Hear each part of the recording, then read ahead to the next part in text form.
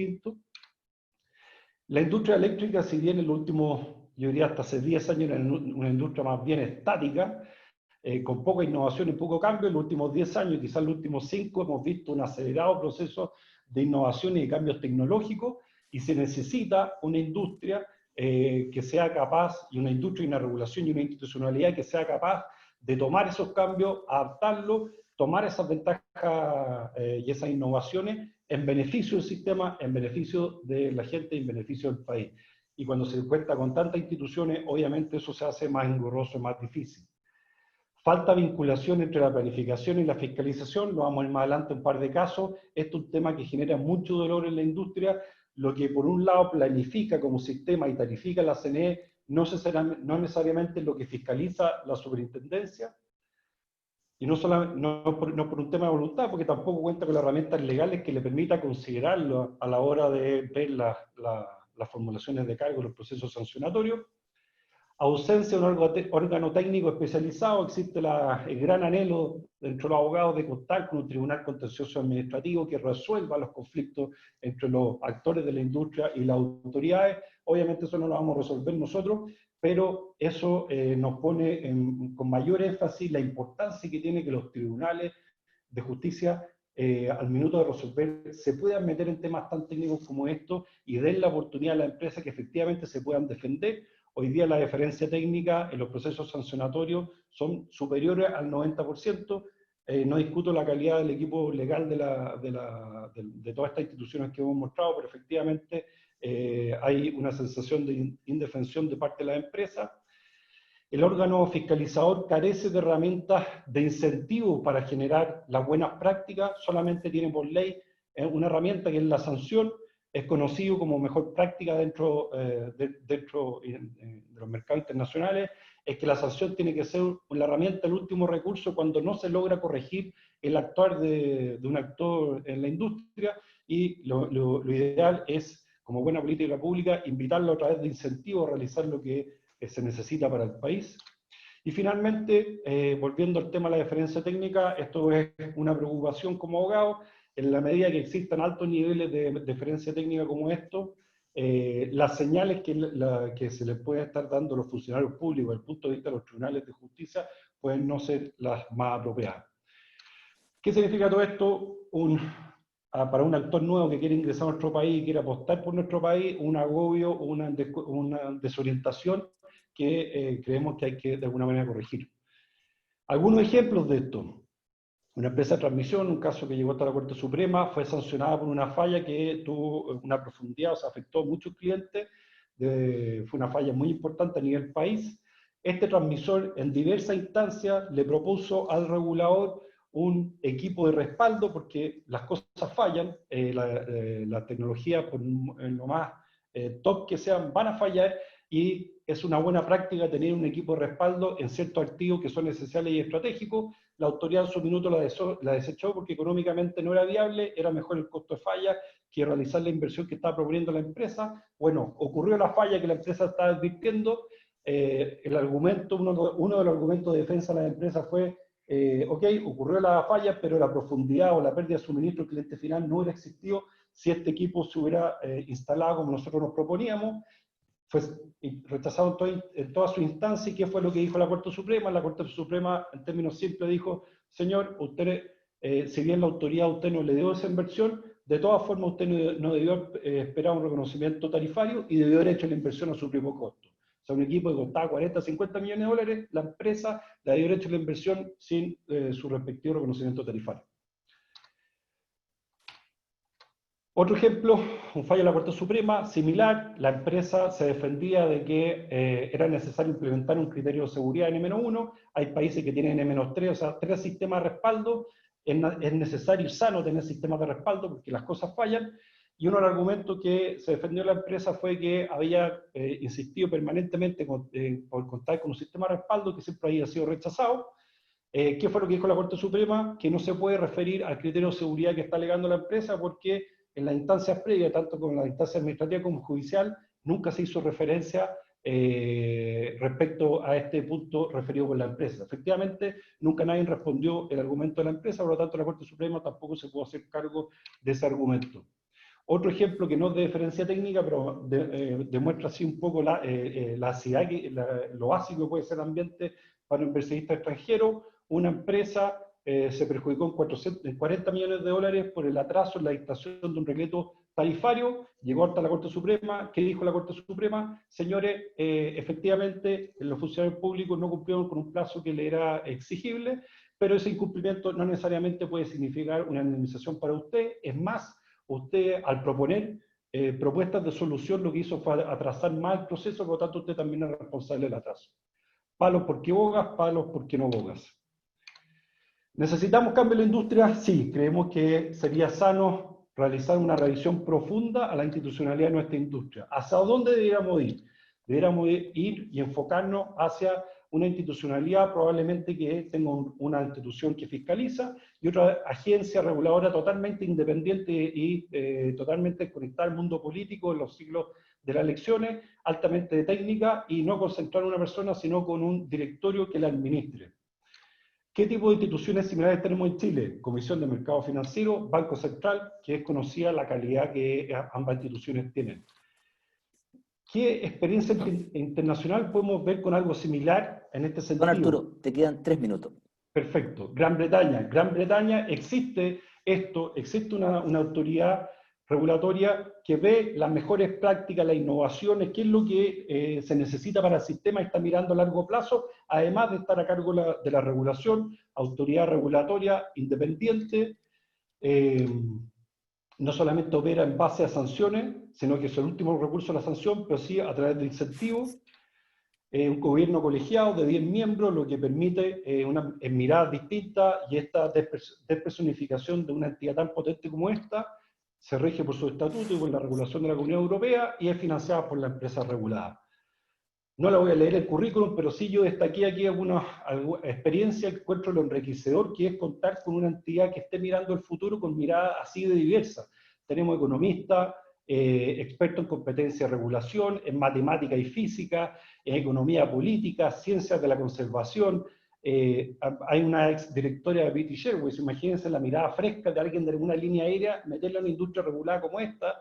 Hay gente con experiencia en servicios financieros y especialistas en datos y transformación digital.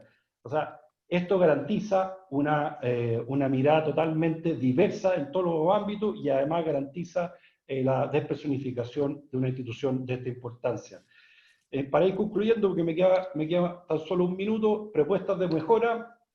Yo creo que nosotros debiéramos como país empezar a revisar, no solamente para esta industria, sino para toda la industria regulada, ir a movernos a un tipo de agencia independiente regulatoria, como existe la Comisión de Mercado Financiero, que además existe una autoridad sancionatoria, como puede ser la superintendencia, pero modernizada, con un rol más claro y más focalizado, que sea totalmente especializado y autónomo para poder decidir estos temas altamente técnicos y poder ver qué es lo que necesita el sistema y el futuro, potenciando la independencia de este organismo y, muy importante, que actúe no solamente a través de la sanción, sino que debería ser una herramienta de último recurso, sino también a través de los incentivos. Muchas gracias, Daniel. Muchas gracias, Arturo, a ti por tu excelente y documentada presentación. Gracias. Seguramente podemos después seguir con alguna pregunta. A continuación, vamos a abrir el espacio formalmente de preguntas y respuestas en este módulo. Para ello, tenemos dispuesto aquí tenemos algunas preguntas que ya han realizado. Tenemos una primera pregunta para Francisco. La pregunta para Francisco dice relación con ¿qué beneficios tienen los PMGD para los clientes finales? Esa es la primera pregunta para Francisco. Sí, ¿se escucha bien, Daniel? Se escucha, Francisco. Se escucha. Mira, la pregunta es amplia, pero por de pronto creemos que cualquier participación de generación distribuida es un aporte para todos, para el sistema eléctrico en general, pero sobre todo para nosotros, para los clientes, ¿no? Tal vez socialmente lo que se está buscando más es proyectos que estén cerca de los lugares de consumo, y eso en los PMGD es de la esencia, porque le dan mayor estabilidad y mayor eficiencia también a la red de distribución, bien manejado, por cierto. Y también porque de alguna manera permiten, lo que les comentaba antes, ¿no? Mejorar la competencia en materia de generación. Son muchos los beneficios que un cliente final debiese ver reflejado en centrales pequeñas y centrales que se ubican cerca de los lugares de consumo. Pero en general, no olvidar, digamos, que tanto el net billing, esto es la generación que uno puede, de generación de energía eléctrica que uno genera de las propias casas, como también los pequeños medios de generación distribuidos, todos comparten esta naturaleza de incorporarse a la red de distribución y ser de alguna manera ya prosumidores, como explicaba muy bien Juan Carlos Olmedo y el subsecretario. Así que esa sería más bien mi respuesta. Perfecto, gracias Francisco. Bueno, junto con felicitaciones a todos los panelistas y exponentes, hay varias preguntas con respecto al fraccionamiento. Quizás las podríamos radicar en Daniel. Sí, hay una pregunta de Sergio Cruz que me gustaría Sí, referirme a ella. efectivamente, Sergio Cruz señala que por el decreto Supremo 88, por fraccionamiento, la Comisión establece un PMGD no es tal. ¿Qué pasa con el ICC? Sí, Entonces, sí te puedes decir. sí. A ver, cuando el desarrollador tiene que indicar en su cronograma, este cronograma que yo les señalaba que tiene que acompañar a la SCR, tiene que indicar cuándo se va a obtener esta declaración en construcción. Y esta declaración en construcción tiene que obtenerse antes, o sea, como máximo, cuando el ICC pierda su vigencia. Recordemos que el ICC pierde su vigencia en el mes 9, 12 o 18. En consecuencia, si no se obtiene la declaración en construcción en ese plazo, bueno, el ICC pierde su vigencia. ¿Qué es lo relevante de esto? Algo de esto que hablaba Francisco, y es que lo que hace este procedimiento de la CNE para determinar si es que hay fraccionamiento y en consecuencia si se puede declarar en construcción un proyecto, es que le agrega un nuevo requisito a la declaración en construcción. ¿Cuál es esta condición negativa de que la CNE no declare que el proyecto, o sea, que el proyecto está fraccionado? Y eso tiene un problema muy importante desde el punto de vista regulatorio, desde el instrumento para controlar el fraccionamiento, pero también desde el punto de vista del desarrollo, en la oportunidad para realizar esto. Porque la declaración en construcción, que está regulada en la resolución 659, me parece, establece otros requisitos. Por ejemplo, tener la RCA vigente, tener órdenes de compra. Para tener órdenes de compra hay que tener compromisos contractuales. En consecuencia, cuando alguien avanza paralelamente con los requisitos de la declaración en construcción, quiere decir que ya inició o ya tomó su decisión de inversión en el proyecto. Entonces, en consecuencia, es muy grave que, habiendo avanzado en esta decisión de inversión, la declaración en construcción se pueda caer precisamente porque hay un problema de fraccionamiento.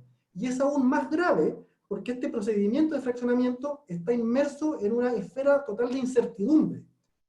Aquí, para determinar fraccionamiento, se tiene que resolver si es que los proyectos están cerca, pero no sabemos cuánto es cerca. Ahí hay que estar muy atento a cómo se vaya desarrollando la jurisprudencia.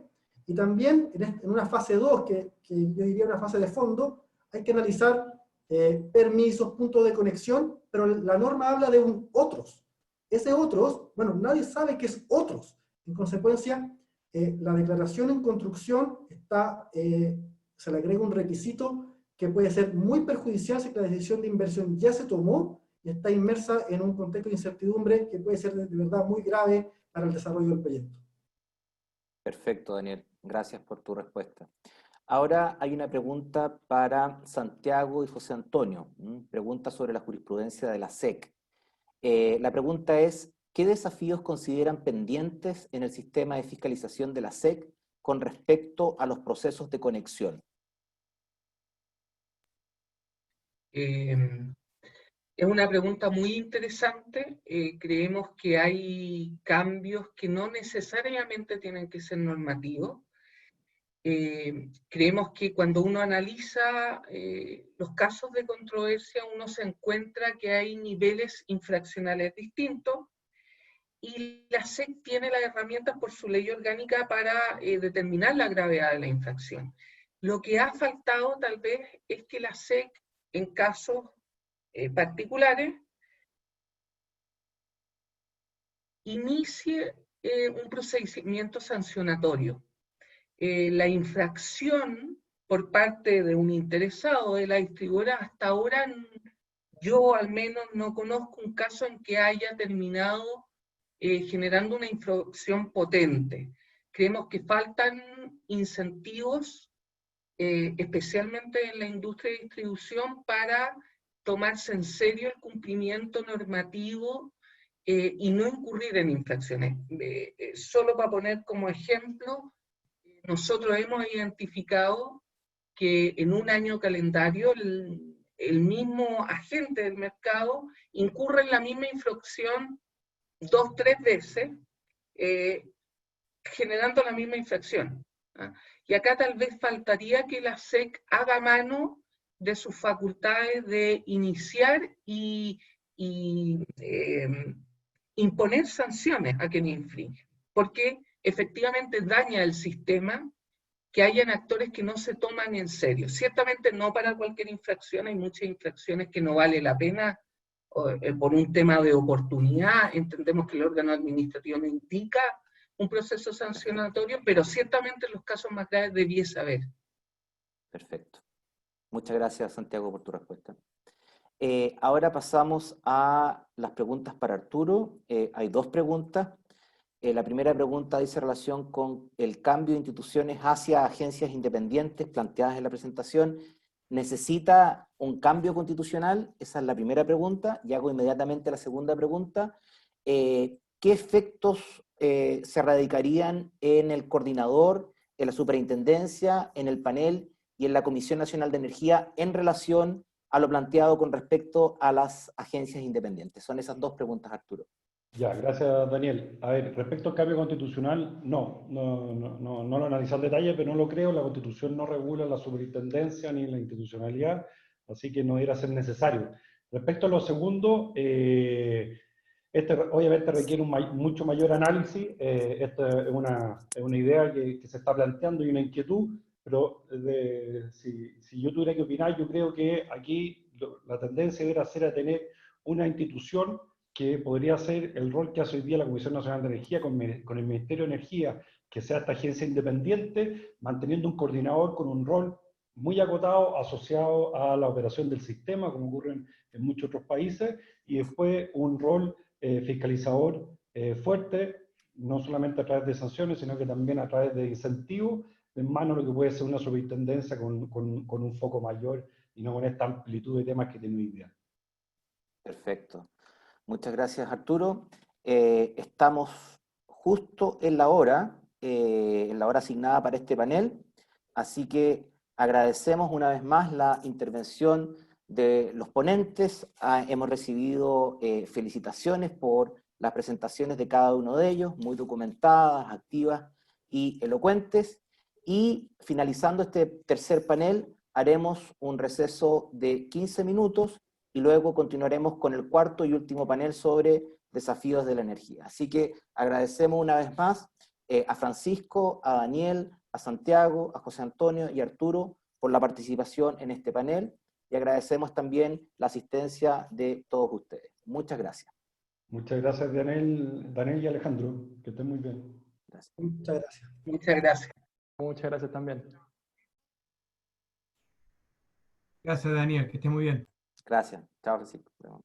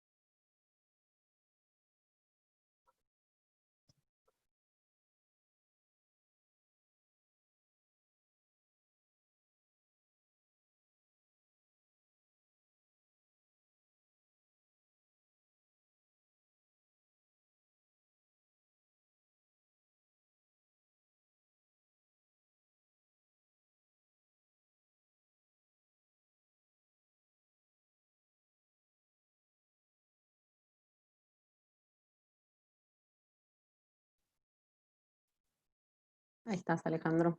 Muy bien. Estamos a un minuto de comenzar. Entonces quería chequear que esté Paola, Juan Andrés, Guillermo y Jean Paul. Hola, acá estoy, buenas tardes. Acá estoy también. Hola, Paola. Juan Andrés. Sí, acá estoy. Alejandro, Guillermo por acá. Guillermo, hola.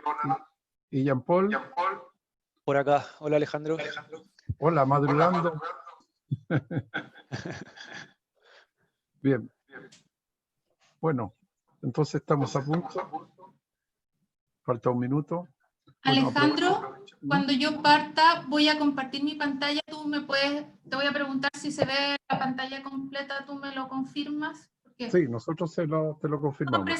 no sé si los otros han presentado con PowerPoint o con PDF. Da lo mismo. Tú tienes que aplicar compartir pantalla. ¿Ya? Y ya comienzas tú a manejar tu propia presentación. Vale. No olvidar desconectar y compartir pantalla una vez que termine, por favor. Okay. Bien. Entonces partimos, ya son las 16:30. Damos inicio al último panel de estas jornadas de Derecho de Energía, titulado Desafíos de la Energía. Tendremos 4 presentaciones a cargo de Paola Hartung, de Juan Andrés Rojas, Guillermo García y Jean-Paul Dussoba. Damos inicio entonces a este panel con la primera presentación a cargo de Paola Hartung sobre los desafíos de la regulación ante escenarios de disrupción tecnológica, sistemas de almacenamiento, casos Chile y Colombia. Bienvenida a este mundo de abogados, Paola. Ella es ingeniero civil eléctrico y magíster en ingeniería industrial, candidata de la Pontificia Universidad Católica de Valparaíso. Muchas gracias en estas jornadas que, por cierto, que también son interdisciplinarias. Adelante. Gracias. Muchas gracias. Tienes 15 minutos. ¿Está ya completa? Se ve muy bien. Perfecto. Bueno, muy buenas tardes. Muchas gracias por esta oportunidad de compartir con ustedes una mirada súper interesante respecto a la regulación en escenarios de alta disrupción tecnológica. Les pido mis disculpas, yo no soy abogado, así que probablemente mi presentación tiene un matiz más bien ingenieril, pero sin duda que tiene los aspectos regulatorios que quiero compartir con ustedes, porque es un bonito desafío que yo creo que todos los que están ahí viendo esta jornada tienen que de alguna manera aportarle al país con su visión y después con sus acciones. Bueno, acá vamos a partir mirando en cómo se está transformando nuestra matriz desde el año 96 a la fecha. Ahí hay una foto de cómo fue evolucionando nuestra matriz energética, donde básicamente pasamos de un sistema hidrotérmico a lo que se proyecta ahora, que vamos a convertirnos en un sistema prácticamente hidrorenovable, por decirlo así. Ahí los colores son bien evidentes y es muy gráfico de cómo se está transformando, cómo está mutando nuestra matriz, donde vamos a pasar un proceso de descarbonización natural y donde las políticas energéticas prácticamente se van a cumplir 20 años antes. Creemos que al 2030 vamos a sobrepasar ampliamente el 70%. Dame otro segundo. Ahora, ¿por qué se produce este cambio? ¿Por qué se produce esta transformación? Básicamente hay 2 factores que permiten esta transformación de la matriz energética, en particular en Chile. La primera tiene que ver con la disrupción de las energías renovables, donde prácticamente durante 15 años un crecimiento cercano al 2500%, y ahora empezamos a vivir la nueva revolución, que podríamos llamar así, que es la irrupción de los sistemas de almacenamiento de energía, donde se espera que en los próximos 15 años el crecimiento explote un 4300%. O sea, esto quiere decir que vamos a estar en presencia de una disrupción más rápida y además más profunda. O sea, vamos a pasar de hoy día tenemos en el mundo instalados cerca de 10.000 megawatts de almacenamiento, y se espera que al 2040 prácticamente sean 1.000 gigawatts. ¿Ok? Por lo tanto, pasamos de 10 a 1.000 en un periodo muy cortito de tiempo. Ahora, ¿por qué se produce esto también? Porque los costos de las tecnologías están cayendo rápidamente. Entre el 2010 y el 2018, los costos del almacenamiento se redujeron cerca de un 85%, y se espera que en los próximos 10 años se reduzcan otro 50% más. Y sus usos, si bien son muy variados, esta presentación tiene relación con los usos de almacenamiento a gran escala, donde vamos a referirnos a las aplicaciones en servicios complementarios, en generación y en transmisión de energía. Ahora vamos a revisar muy rápidamente el marco regulatorio. Aquí básicamente la historia de los almacenamientos en Chile en particular parte del año 2009, con un piloto de una empresa privada, y vía panel se logra la autorización para operar estos dispositivos, básicamente bajo un principio de homologación de funcionalidad, o sea, prestaban un mismo servicio, que era el control de frecuencia en ese momento, y se logró demostrar que lo prestaban en igual condiciones que la tecnología existente. Por lo tanto, vía panel, ante la inexistencia de regulación, se logra la autorización para que estos dispositivos operen en el sistema.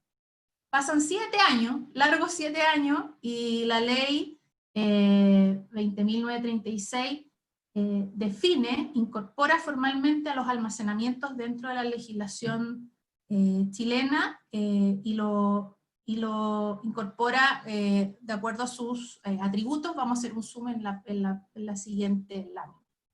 Ahora, ¿qué pasó después del año 2016? Entre el 2016 y el 2020, hay un set de reglamentos que habilitan la operación y la remuneración de los sistemas de almacenamiento. 5 reglamentos, 5 años. Ese es como el mensaje para que entiendan cuál es el desafío regulatorio. Y esto además hay que ver cómo conversa este set de reglamentos en este periodo de tiempo con los desafíos de una descarbonización acelerada, con los desafíos de una transición energética que está viendo el país, y con los desafíos de las disrupciones tecnológicas que no están bajo nuestro control.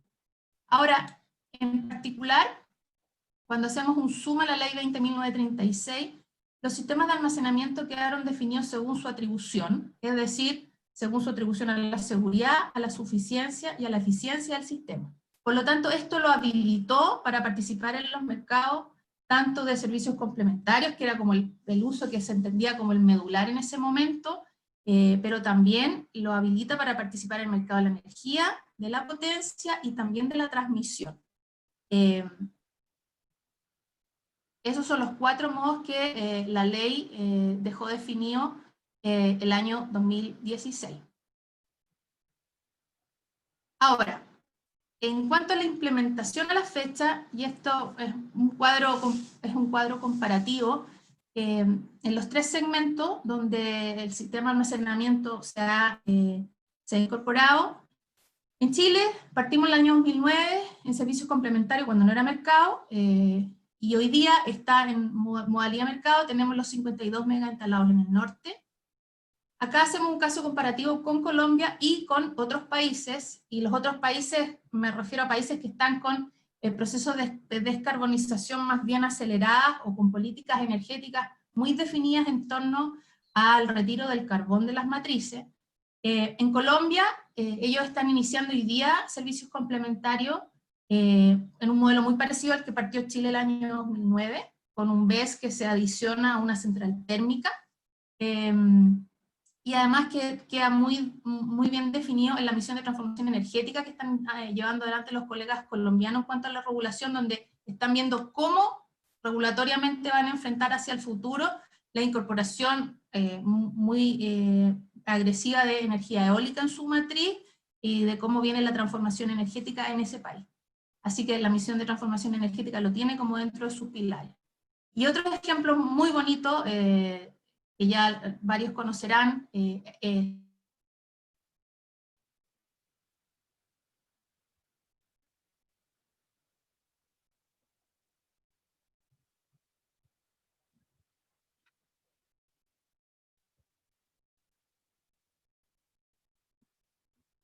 un almacenamiento de 10 megas por 5 horas. Esto es un proyecto que está... ¿me escuchan bien? Ahora sí, Perfecto, volví. Ya, volviste, exactamente. ok. Bueno, en generación hay un proyecto piloto de central renovable más almacenamiento. Hoy día eso, afortunadamente, está incluido en la modificación al reglamento 62, que ha ingresado Contraloría General de la República, donde por primera vez se está incorporando el pago de suficiencia a los sistemas de almacenamiento en generación.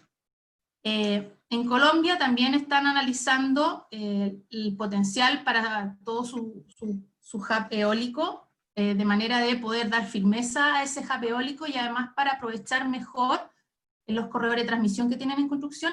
Bueno, y en países altamente en fase de profunda descarbonización y con políticas energéticas bien definidas, claramente la planificación incorpora sistemas de almacenamiento. En la planificación, en suficiencia, en Estados Unidos hay varios proyectos entre 300 y 400 megas que duran 3, 4 horas, y hay un caso particular de Hawái y las islas, donde los sistemas de almacenamiento están desplazando totalmente al diésel, están migrando de un 100% térmico diésel a un 100% renovable, bajando las tarifas de 300 hasta $80 el megawatt hora. Entonces ese es muy interesante ejemplo de almacenamiento del sistema de generación. Y en cuanto a la transmisión, paso muy rápido por acá para no atrasarme. Los sistemas de almacenamiento sirven para reforzar los sistemas de transmisión, sirven para liberar restricciones de transmisión, son soluciones de transmisión que llegan muy rápido, que son modulares, escalables, y que además se convierten en una solución muy rápida para liberar y para robustecer el sistema de transmisión, cuando la solución definitiva va a tomar varios años, en particular en Chile, y en zonas donde es complejo construir transmisión, claramente esta es una solución que tiene que ser bien evaluada y ponderada. En otros países también ya se están llevando adelante los sistemas de almacenamiento como soluciones de transmisión, Alemania, Francia y también Australia.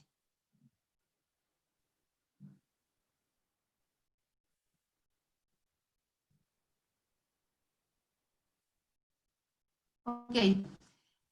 Y en cuanto a los desafíos regulatorios, bueno, el cuadro anterior era un resumen.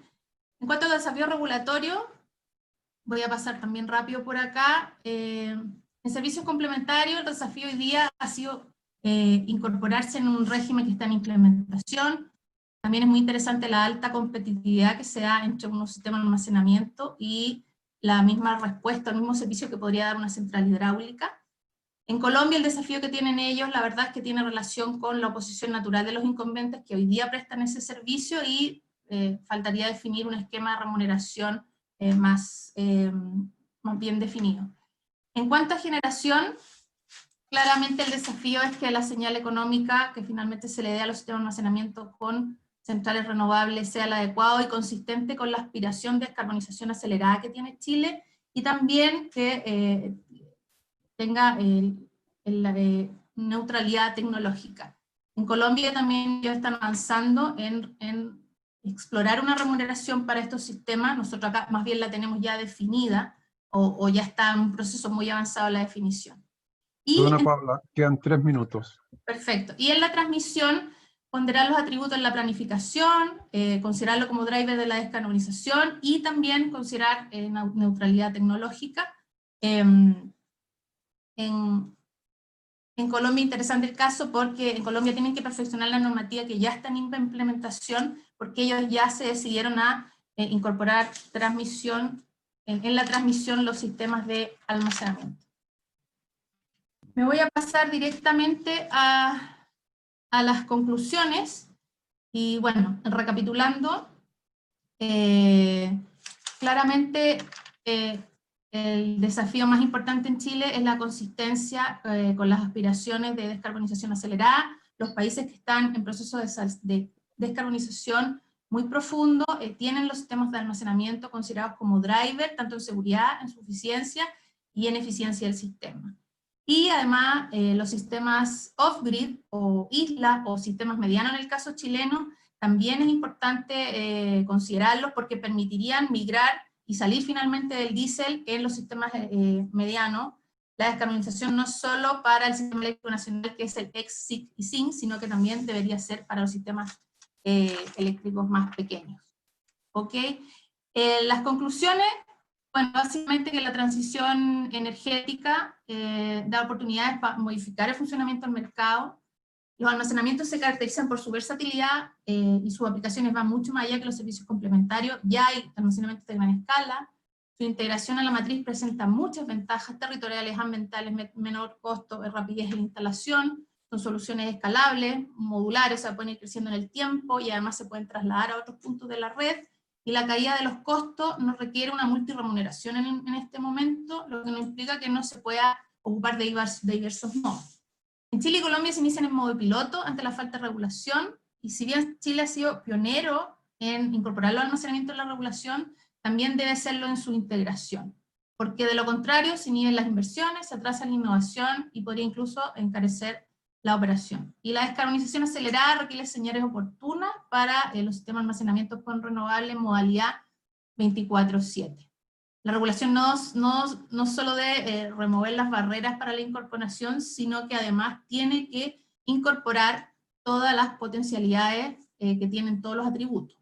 Y el timing y la oportunidad son relevantes. Ahí les mostraba los 5 reglamentos en 5 años, y yo creo que ese debe ser probablemente el mayor desafío regulatorio.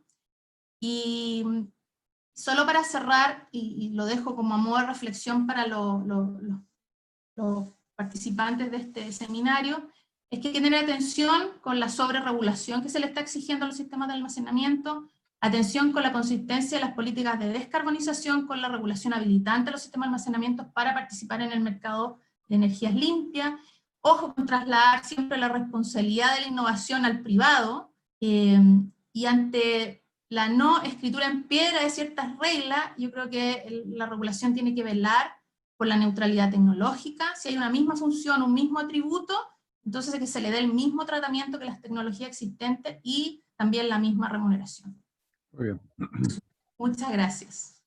Muchas gracias a ti, Paola, por esta novedosa presentación con un gran guiño jurídico a la regulación. Así que seguimos adelante. Ahora le corresponde exponer a Juan Andrés Rojas. Él expondrá sobre el estado de la regulación del hidrógeno en Chile. Esta y la próxima exposición se refieren al hidrógeno. Juan Andrés es abogado de la Universidad Diego Portales, con diplomados en la Universidad Católica, en la Pontificia Universidad Católica de Chile, sobre recursos naturales, mención energía y aguas, derecho administrativo general económico y litigación administrativa. Juan Andrés es investigador asociado del programa de Derecho Administrativo Económico. Adelante, Juan Andrés. Hola, Alejandro. Muchas gracias. Me toca exponer del estado de regulación del hidrógeno. Vamos a hacerlo ahora en este minuto. Ha tenido un gran realce este hidrógeno. Hoy día en la mañana vimos las ponencias y la verdad que es un tema importante. Pero primero, creo que hay que destacar qué es el hidrógeno. El hidrógeno es un gas que es abundante, pero no es fácil de extraer y obtener. Este gas puede extraerse de dos maneras: a través de los hidrocarburos, le hace carbono gas, que ese es el hidrógeno gris, o a través del agua, que es el proceso de la electrólisis, que permite separar el oxígeno del hidrógeno y así poder tener el hidrógeno verde. Este hidrógeno no es nuevo. Se ha utilizado en la industria energética para el enfriamiento de algunas instalaciones, se ha utilizado en la industria para la refinería del petróleo y también se ha utilizado para la producción de fertilizantes como el amoníaco. Ahora, ¿cuál es lo importante del hidrógeno en Chile? En Chile tiene un muy buen contexto, porque tenemos el Acuerdo de París, donde nuestro país suscribiente y participó, y hay un acuerdo de reducir el CO2 o las emisiones para no aumentar el calentamiento global, donde el hidrógeno aparece como un gran vector, como carbono neutralizador. Tenemos una gran capacidad de energía renovable no convencional, tanto en capacidad instalada, como un 23% de la materia energética, pero en un potencial enorme para seguir creciendo. Tenemos una política pública en desarrollo, que ya hablaremos de ella, que es la política de descarbonización, donde se ha hecho una investigación y se están haciendo las cosas muy bien con respecto a incentivar el desarrollo del hidrógeno, porque nuestro país es potencia. También es un gran potencial de reemplazo del diésel. Es un potencial serio que puede reemplazar el diésel con gran maquinaria, por ejemplo, camiones mineros, trenes que pueden desplazarse con el hidrógeno, y esto es muy atractivo. Y también han ido bajando los costos de producción del hidrógeno, sin perjuicio que este es el gran desafío en el cual está trabajando hoy día el mundo académico, las organizaciones privadas y también el Estado. ¿Cómo podemos ver entonces el potencial para Chile? El potencial para Chile es tremendo, porque como vemos acá, hay tres cosas que se reúnen y confluyen con este hidrógeno. Un potencial ambiental, económico, social. Si se mira la imagen, si nosotros producimos hidrógeno de energía renovable no convencional, podemos surtir de energía carbono neutral a la ciudad. Se espera que, como dijeron en la mañana, reduzcan un 25-27% al 2030 las emisiones de CO2 en nuestro país con esta innovación tecnológica. Luego también puede ser un desarrollo económico tremendo y importante, dado que puede fomentar en la producción de industrias, y además nosotros podríamos generar una gran cantidad de hidrógeno. Somos top 3 según los estudios que se han encargado por el ministerio, tanto así que, como podemos ver ahí en la imagen, somos un corredor importante para Asia, donde podríamos exportar nuestra energía renovable no convencional, como lo ha dicho el ministro de Energía, y en definitiva poder llevar esta energía a mercados internacionales y poder transformarnos en un gran potencial económico con esto. Y bueno, y el desarrollo social. No hay que olvidar que la energía renovable no convencional se ubica a lo largo de nuestro país, y podríamos tener unos polos de desarrollo importantes con esto, capacidad, profesionales, industria. Es muy esperanzador lo que ocurre con el hidrógeno en Chile. Bueno, y la política pública que hay al respecto del hidrógeno en Chile, hoy día, como dijimos que lo íbamos a ver, el Ministerio de Energía la está desplegando con otros ministerios, Ministerio de Medio Ambiente, Minería, Vivienda, y podemos ver que hay tres cuestiones claves. Primero, hay un plan de descarbonización de la materia energética, como es de público conocimiento. Hay termoeléctricas que se han ido cerrando, se esperan cerrar 8 termoeléctricas de aquí al 2024. A producto de ello, también uno de los planes es la eficiencia, la electromovilidad y el hidrógeno. Cuestiones que están dentro de la ley, en el proyecto de ley de eficiencia energética, boletín que hoy día se encuentra en tercer trámite constitucional en el Congreso Nacional, donde ingresó un mensaje presidencial que ingresó en septiembre del 2018, y a través de una indicación en enero de este año se intenta indicar a nivel normativo que el hidrógeno es un combustible y que podría tener competencia a raíz de ello el Ministerio de Energía, sin perjuicio que veremos más adelante que, según los estudios de análisis, sí hay competencia en el Ministerio de Energía. Y bueno, a propósito de este plan, se ha formado una misión Cavendish, que se le ha llamado, en honor a quien se le atribuye el reconocimiento del hidrógeno diatómico, este hidrógeno verde. Y básicamente se han elaborado estos 2 estudios que aparecen aquí en la gráfica, que es la descarbonización del sector eléctrico chileno, que es una posibilidad con toda su cadena de valor, que son la producción, el acondicionamiento, el almacenamiento, el transporte, distribución y el consumo, y también algo que nos vamos a tener aquí, y es parte de lo que nos convoca, el estado de regulación, donde hay una propuesta regulatoria, donde se habla qué hacen nuestros países vecinos, cómo se regula en Chile, cuáles son las brechas, qué debemos superar, y bueno, y qué debemos actualizar.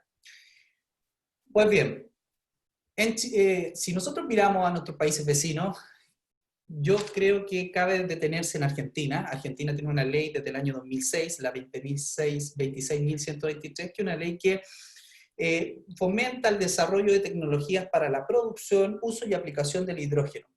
Esta ley del año 2006 no tiene un reglamento que la haga operativa, según lo que han dicho estos informes, pero lo importante es que Argentina sí reconoce al hidrógeno, sí lo fomenta a nivel normativo, y hay gran reconocimiento en organizaciones públicas y privadas para esto.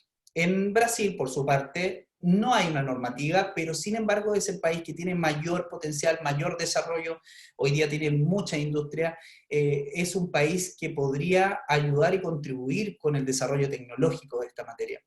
No es menor, porque hoy día tiene beneficios y exenciones a las empresas que se dediquen a certificar la creación del hidrógeno a través de celdas de combustibles, las baterías, la certificación para la seguridad. También quiero destacar a Uruguay. No es menor que haya desarrollado política pública que se llama el Plan Verne. Este plan básicamente quiere transformar todo el parque automotriz, digamos, transporte público y transporte de carga en hidrógeno. Es un plan interesante. Uruguay está avanzando muy bien en el tema. Y Perú, muy parecido a lo que tenemos nosotros, lo único que lo trata como un gas inflamable, pero están pensando, el Colegio de Ingenieros de Perú ya está proponiendo tener un tren a hidrógeno que una Lima con Pica, y son 235 kilómetros. Bueno, ¿qué es el hidrógeno para nuestra legislación? El hidrógeno es una sustancia peligrosa, es un gas inflamable que no es tratado como combustible sin perjuicio de la ley que existe en el Congreso. Y según la normativa, si nos centramos, el Ministerio de Salud, Ministerio de Transporte y Comunicación, el Ministerio del Trabajo, el Ministerio de Minería, tienen incidencia hoy día actual en el hidrógeno. Si nosotros hiciéramos el cambio de paradigma e introduciéramos el hidrógeno como un combustible, nos encontraríamos que el Reglamento de Almacenamiento de Sustancias Peligrosas 43 del 2016 del Ministerio de Salud no lo regula.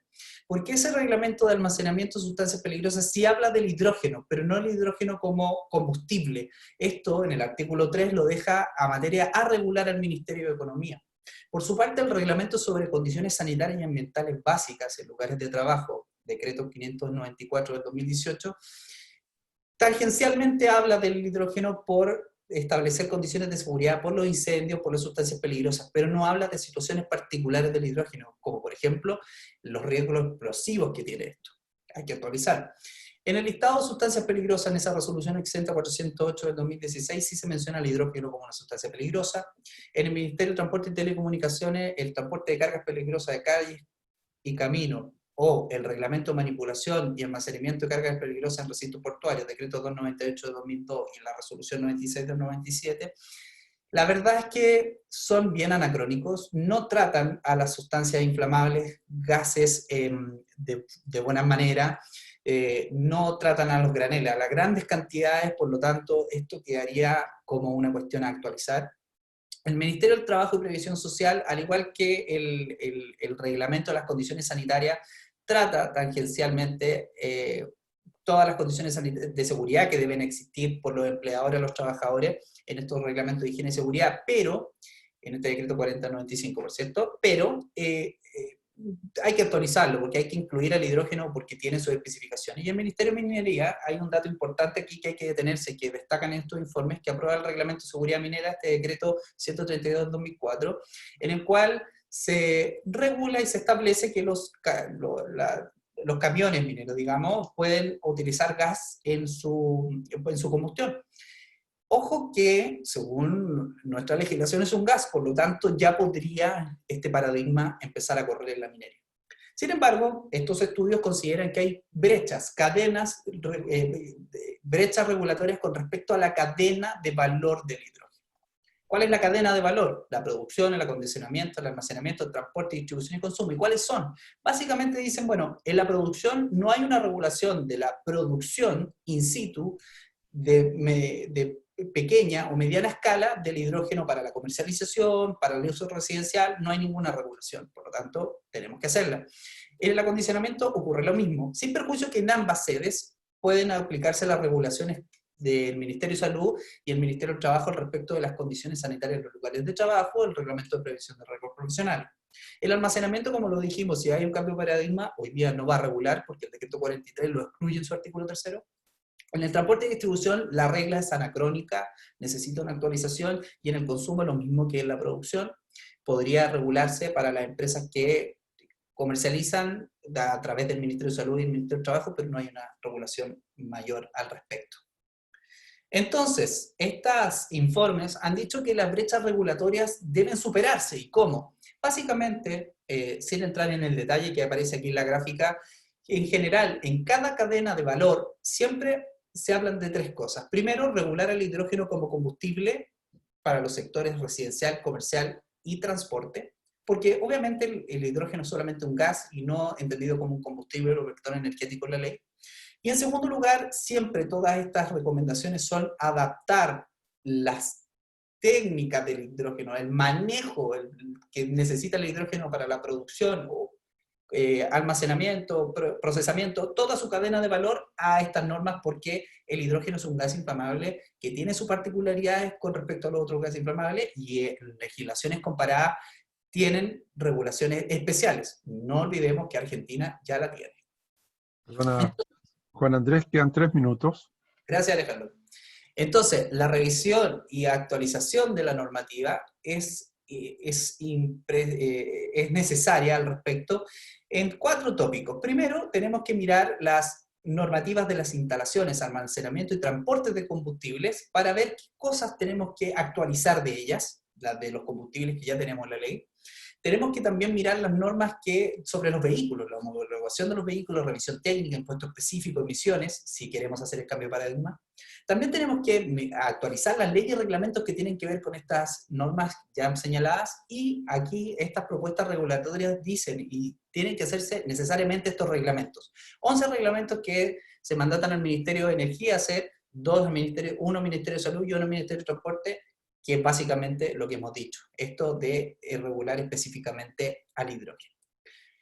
Bueno, y cabe preguntarse, ¿el Ministerio puede regular? Sí, puede regular, porque su ley orgánica, el decreto 2002-74, del año 1978, establece que él, en el artículo 3º, puede establecer planes, programas, políticas al respecto de la energía, y en este sentido se considera el gas una energía, y en el artículo 4, literal D, dice que puede establecer reglas de seguridad al respecto de ella. Pero ojo, hay que tener cuidado, esto lo tiene que hacer en coordinación con distintos ministerios, la homologación de los vehículos lo tiene que hacer con el Ministerio de Transporte. ¿Y qué ocurre con los estacionamientos subterráneos? Hay cosas que hay que ir coordinando y el Ministerio de Energía tiene que hacerlo así. Además, tiene que hacer una normativa amplia como la Argentina y regular situaciones específicas en reglamento. Entonces, con objeto de esta ponencia y para el regulador y Congreso Nacional, me permito dar 4 recomendaciones. Lo primero es que se incluyan beneficios de exención al respecto del hidrógeno y en la Ley General de Servicio Eléctrico y en otras leyes, tal como ocurrió con la energía renovable no convencional. No olvidar que la Ley Corta 1 en el año 2004, la 19940, en el año 2004, quiso fomentar la energía renovable no convencional, y hoy día estamos hablando del 23% de la matriz. Va a dar un nuevo paso a un sector de la energía, que es la comercialización de la energía, donde se fomentan polos de desarrollo. Esto es muy bueno y que esté de la mano del Ministerio de Energía, dado que el Ministerio de Energía es un organismo que está siempre pensando en planificar a largo plazo. En esa misma línea, es prudente que el Ministerio de Energía despliegue coordinadamente esta regulación y finalmente se sugiere adoptar una regulación marco, y en esta regulación marco se establecen regulaciones específicas que tengan que ir con el avance tecnológico y la incidencia de las materias de múltiples servicios. Eso, muchísimas gracias, gracias Alejandro, y gracias al programa por su feedback. Muy bien. Muchas gracias Juan Andrés. Seguimos entonces ahora con la próxima exposición a cargo de Guillermo García, quien también se referirá al hidrógeno. Guillermo, con una ponencia que ha titulado Hidrógeno Verde y Sistema de Evaluación de Impacto Ambiental en Chile, una revisión de lo realizado y presentación de lineamientos para su adecuado desarrollo. Guillermo es abogado de la Pontificia Universidad Católica de Chile y máster en Derecho y Política Ambiental por University College London. Actualmente, además, cursa estudios de doctorado en Derecho en la Pontificia Universidad Católica de Valparaíso. Adelante, don Guillermo, tiene 15 minutos. Muchas gracias, Alejandro. Felicitaciones por los 20 años de la jornada. felicitaciones al programa de Derecho Administrativo Económico y muchas gracias por la oportunidad de poder exponer este tema que agradezco también poder presentarlo después de Juan Andrés porque hizo gran parte del trabajo introductorio que no es fácil para estos temas técnicos nuevos y voy a tratar de enfocarme bien en el tema en particular que quiero desarrollar, que es la relación entre hidrógeno verde con el sistema de evaluación de impacto ambiental. Como bien señalaba Juan Andrés, se han desarrollado ciertos estudios a nivel técnico respecto al hidrógeno en Chile, empujados por el Ministerio de Energía, también con mucha fuerza de la cooperación alemana, y en particular el que comentaba Juan Andrés, para el que quiera profundizar en estos temas, es muy útil el que preparó el Centro de Energía de la Universidad Católica con las propuestas regulatorias. Y solamente a modo de introducción, y dando cuenta que el hidrógeno no es un tema nuevo, y no es una realidad nueva, sino que cuando hablamos de hidrógeno verde y todo este boom, tiene una realidad más relacionada con las posibilidades que se están presentando por avances tecnológicos, pero no es algo absolutamente nuevo y podemos ver que en la realidad del sistema de evaluación de impacto ambiental y en la realidad industrial existen ciertos usos. Por ejemplo, la empresa de producción y venta de gases industriales, la refinación de combustible, la industria de alimentos, la industria del vidrio, industria de generación de energía y tratamientos térmicos y termoquímicos. O sea, ya hay una práctica con el hidrógeno, lo que pasa es que ahora efectivamente el hidrógeno presenta más posibilidades y se le empieza a apellidar verde por su posibilidad, su vinculación con las energías renovables no convencionales. Cuando lo producimos a partir de energías renovables no convencionales, hablaremos de hidrógeno verde. Como bien señalaba Juan Andrés, en Chile la clave desde la regulación a la fecha es que el hidrógeno es considerado una sustancia peligrosa, en particular un gas inflamable, y esa característica, esa caracterización por parte de la normativa se concretiza en distintas regulaciones al abordarlo de dicha manera. No voy a ahondar en eso porque ya lo desarrolló Juan Andrés, pero lo que yo quiero señalar y desarrollar acá es que esa consideración como sustancia peligrosa, en particular como gas inflamable, también ha sido considerada por el Sistema de Evaluación de Impacto Ambiental, y lo que buscaré en esta pequeña presentación es ver cómo lo ha hecho el Sistema de Evaluación de Impacto Ambiental a la fecha, qué consideraciones ha tomado en consideración, y cómo cómo debiese, qué particularidades tiene este proyecto de hidrógeno verde para ver cómo se podrá desarrollar en el futuro.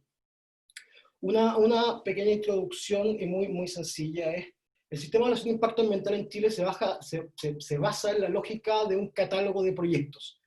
Hay determinados proyectos que deben someterse al sistema de evaluación de impacto ambiental previo a su ejecución, y esos proyectos vienen dados por un catálogo que está establecido en la Ley 19.300 y desarrollados regulatoriamente en el reglamento del artículo 3. Así, la lógica de regulación del instrumento de gestión ambiental, sistema de evaluación de impacto ambiental, es que los proyectos que están en ese catálogo son los que deben evaluarse, y los que no están en ese catálogo no deben evaluarse. Siempre, con todo, existe la posibilidad de sometimiento voluntario al sistema de evaluación de impacto ambiental, y en ese sentido es una práctica que puede ser destacada para algunas industrias que consideren apropiado conseguir, por ejemplo, un licenciamiento social, o también la ventaja de la ventanilla única al momento de obtener más permisos que pueden ser complejos ir a cada uno de los sectores. Como señalábamos, en la legislación chilena, el hidrógeno es considerado una sustancia peligrosa como gas inflamable, y podemos ver que, revisando este catálogo legal de qué proyectos deben o no deben someterse al sistema de evaluación de impacto ambiental, vemos que hay un literal específico que habla de la producción, almacenamiento, transporte, disposición o reutilización habitual de sustancias tóxicas, explosivas, radioactivas, inflamables, corrosivas o reactivas. Entonces vemos que efectivamente estamos hablando de una tipología que tiene una cadena bastante grande: producción, almacenamiento, transporte, disposición o reutilización, y que también está la categoría inflamable. Entonces, cuando uno va a revisar la subtipología, N3 del artículo 3 del reglamento, ve que hay un tratamiento. Efectivamente, este tratamiento no es particular para el hidrógeno, es para todas las sustancias inflamables que se encuentran en la clase 2.1, y establece estos umbrales. Entonces, con la regulación actual, al día de hoy, efectivamente habría un parámetro ambiental que considerar al momento de ver un proyecto exclusivo de hidrógeno, y relacionado ya sea a la producción, al almacenamiento, transporte, disposición o reutilización. Acá, ¿qué es lo relevante? Y muchas veces el detalle de cada proyecto dará lo que debemos tener en consideración al momento de evaluar o no evaluar. Por ejemplo, el adjetivo habitual. ¿Qué se entiende por habitual? Bueno, ahí ese es el tipo de trabajo que uno hace al revisar la subtipología. Y ahí da unos umbrales que no los voy a desarrollar acá, porque a continuación, lo que ha sido bien interesante es ver cómo el CIA en la práctica ha considerado determinados proyectos de hidrógeno.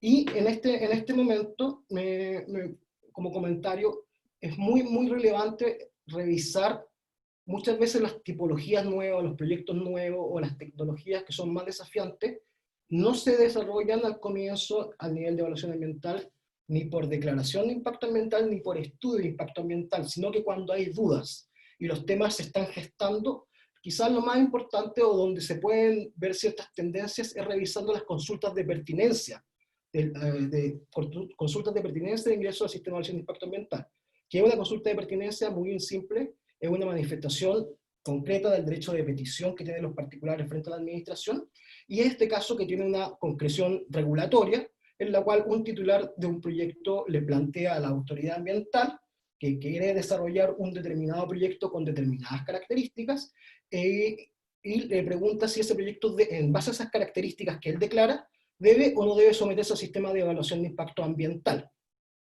Es bastante interesante el análisis que hace el Servicio de Evaluación Ambiental de estas consultas de pertinencia, porque básicamente, si bien normativamente hay muchos casos que estas cartas de pertinencia no funcionan como permiso, en la práctica permiten ver ciertas inclinaciones regulatorias y ciertas intuiciones regulatorias que se van manifestando primero acá para luego darse en regímenes autorizacionales.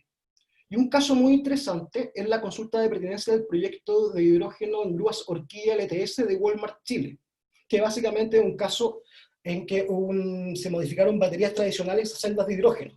Y es un caso relevante porque justamente este es uno de los usos actuales que se está planteando como de manera más fuerte a nivel de política pública. Basar básicamente camiones, remolques que tenían baterías tradicionales, transformarlo a celdas de hidrógeno. Y el análisis que hizo fue la Dirección Regional Metropolitana del Servicio de Evaluación Ambiental, fue muy interesante, porque desarrolla el concepto de la producción del hidrógeno y lo plantea muy directamente. Básicamente señala, la modificación del proyecto de reconversión a frío consiste en la instalación de una plataforma de producción, tenemos la producción, la cual cuenta con un equipo electrolizador y todos los equipos relacionados con la compresión, almacenamiento y distribución de hidrógeno para la operación de hasta 217 grúas horquilla con celdas de hidrógeno. Básicamente se reemplazan baterías de plomo ácido por celdas de hidrógeno.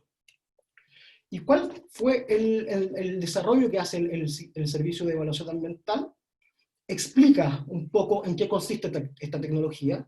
Dice, las celdas de hidrógeno son un dispositivo electroquímico, cuyo concepto es similar a una batería, que convierte la energía en reacción química directamente en energía eléctrica. Es interesante porque cumple un rol en cierto sentido pedagógico al plantear este tema, y da cuenta que el proyecto no debe ingresar al sistema de evaluación de impacto ambiental. ¿Por qué? Porque justamente hace el contraste entre el proyecto presentado y la norma que señalé anteriormente, el subliteral Ñ3 del artículo 3 del Reglamento del Sistema de Evaluación de Impacto Ambiental.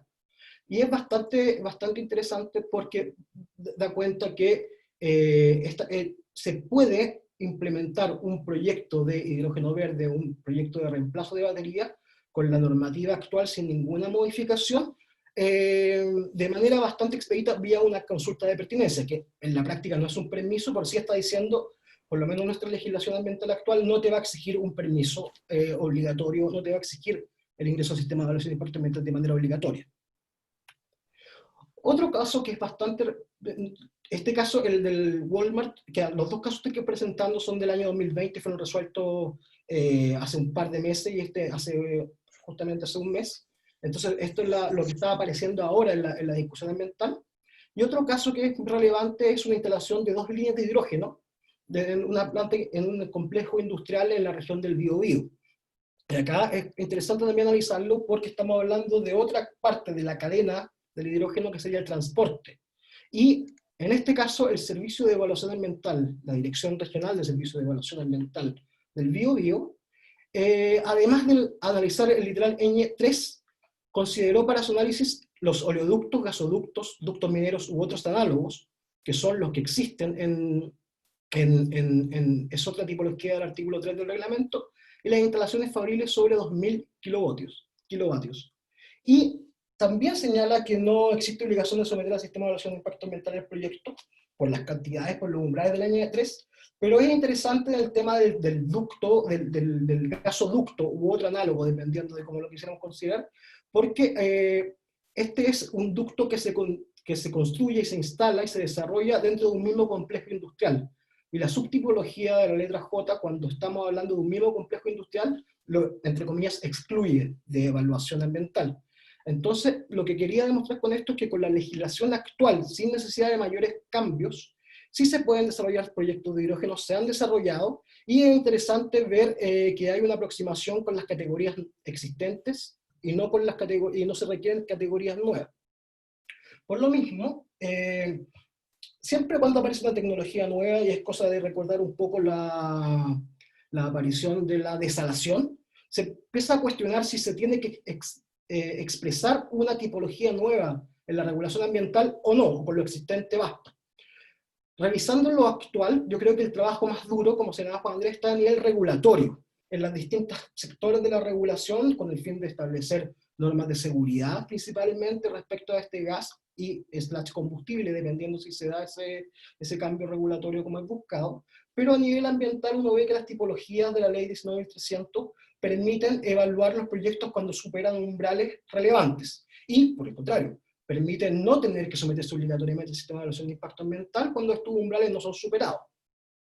Perdona, Guillermo, quedan 3 minutos. Perfecto. Entonces, por lo menos desde la normativa ambiental, si bien no existe un tratamiento o consideración especial, sí se pueden desarrollar proyectos de hidrógeno verde. El trabajo regulatorio es bastante relevante porque no debemos olvidar que si bien el instrumento de gestión ambiental CIA es súper famoso y lo sale a todas las peleas, es un instrumento de gestión ambiental que se utiliza y se debe utilizar en base a normas. Y por lo mismo el desarrollo de las normas previas lo hace más sólido. Y finalmente las posibilidades de fomento del hidrógeno verde debiesen concentrarse más que en el hidrógeno en sí, en interpretar adecuadamente en los procesos de evaluación y de sanción los vínculos existentes entre, por ejemplo, el generador de RNC con el proceso de producción de hidrógeno, el producción con el transporte y finalmente su aplicación o uso. Y ahí, solamente para terminar, dejo planteadas unas preguntas que probablemente dan cuenta de cómo se debiese aproximar el desarrollador a este tipo de proyectos. Es primero, ver si va a ser el mismo titular o titulares diferentes. Por ejemplo, quién va a ser el que produzca el hidrógeno, quien produzca la energía para generar el hidrógeno, luego quien produce el hidrógeno para transportarlo. Es un mismo proyecto o proyectos diferentes.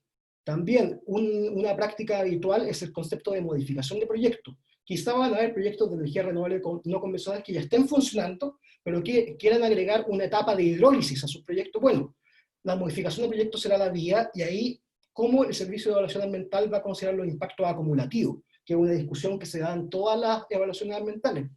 Una situación también compleja puede ser, por ejemplo, el fraccionamiento, que a diferencia del fraccionamiento en materia eléctrica, acá tiene que ver con la evasión del sistema de evaluación de impacto ambiental, o bien la evasión del instrumento de gestión ambiental, ir por una declaración de impacto ambiental en vez de un estudio de impacto ambiental. Y finalmente, a nivel de los titulares, más allá de que para la superintendencia del medio ambiente pueden haber responsabilidades compartidas, va a ser muy relevante establecer responsabilidad a nivel contractual frente a eventuales incumplimientos ambientales.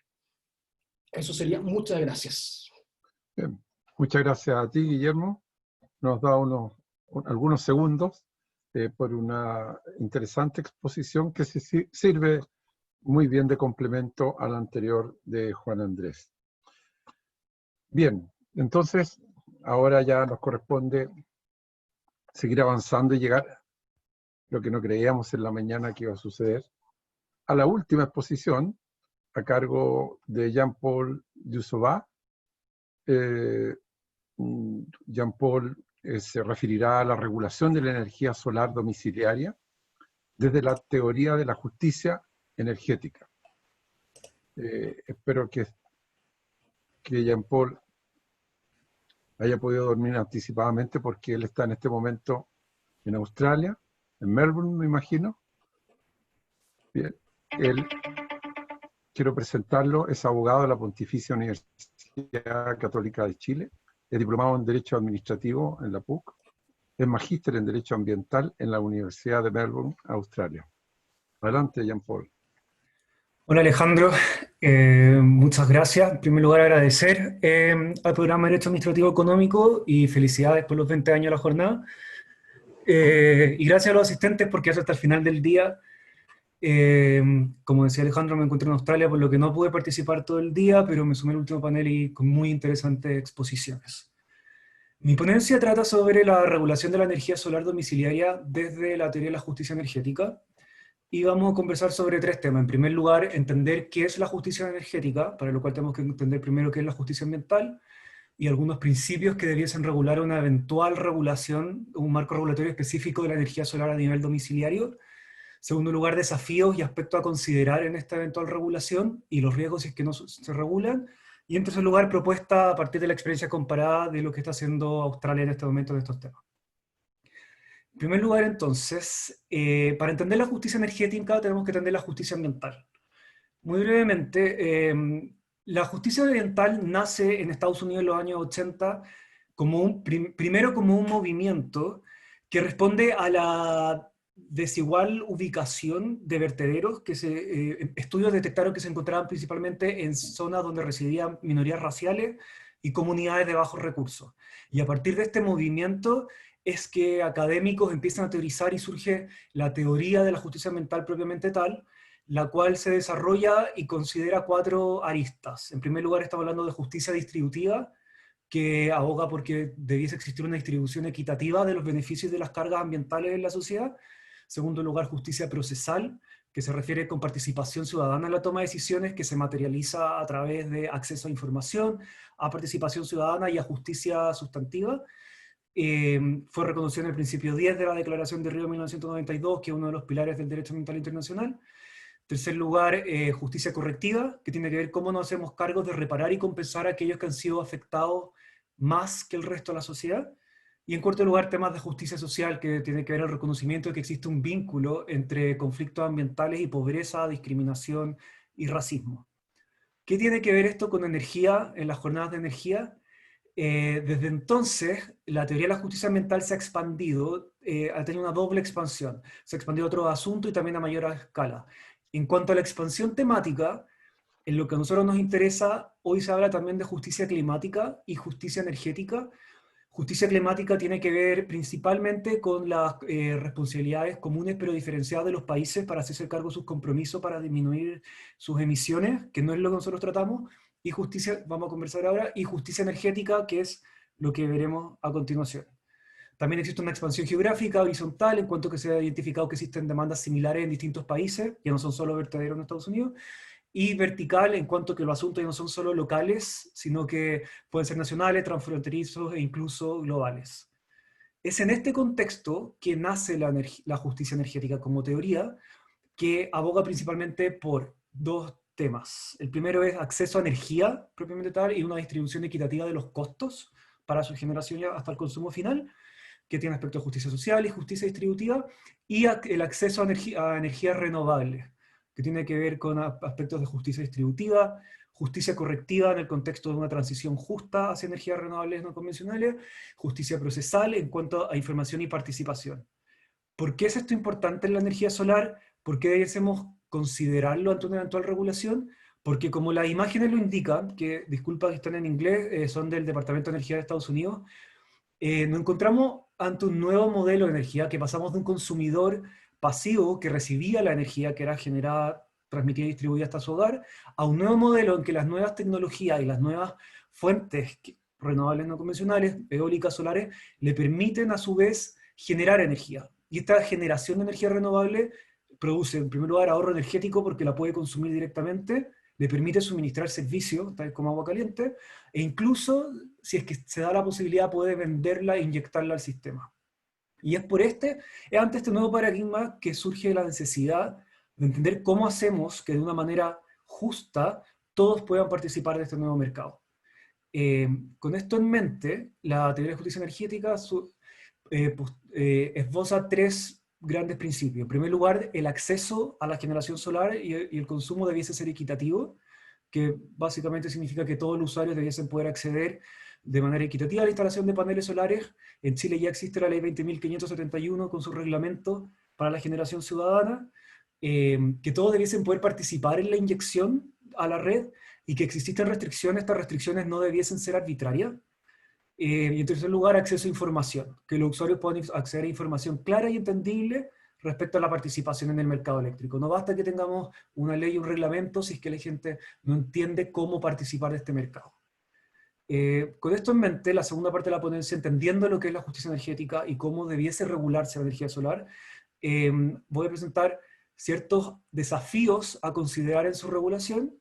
En primer lugar, los desafíos sociales, después técnicos y después los riesgos que se podrían ocurrir si es que no se regulan o si no son considerados. Cuanto a los desafíos sociales, para preguntarnos si existe una justa participación en energía solar o si es que es posible que los hogares participen, hay que entender que existe una serie de barreras de entrada y asimetrías de información. En primer lugar, una principal gran barrera de entrada son temas de propiedad. Para instalar paneles solares principalmente hay que tener techos, que lamentablemente no todos tienen. Y aún así, pasando esa primera barrera, viene una pregunta respecto a temas de propiedad en cuanto a, ¿pueden instalarlo las personas que arriendan, pueden los arrendatarios o solamente quienes son dueños de un inmueble? En el caso que puedan los arrendatarios, ¿existen modelos o borradores de contratos que puedan utilizar para simplificar el proceso?